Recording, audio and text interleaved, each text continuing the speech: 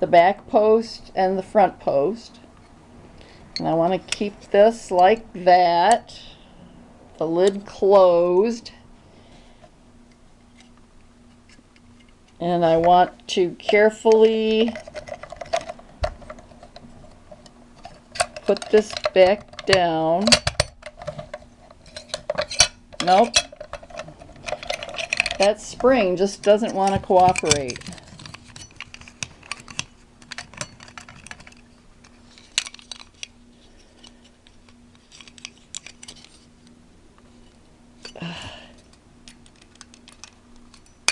Usually it's not this hard. What I'm going to do is I'm going to try to tighten this up a little bit more.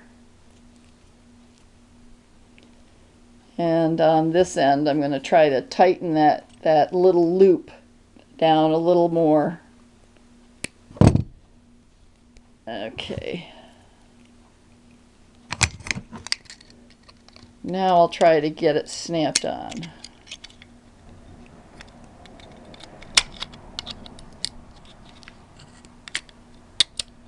Okay, I got the one post on, and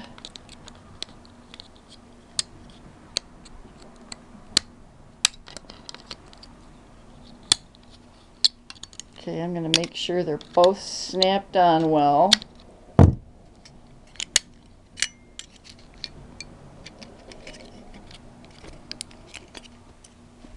Then I'm going to, usually it's not that hard to get those on.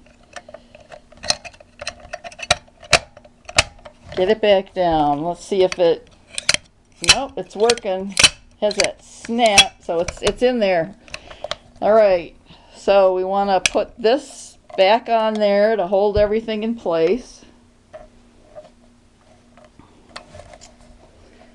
And now what I'm going to do is put the cord back in. And if you, there's a little indentation here. I don't know if you can see it. There's a little indentation like here and on this other side.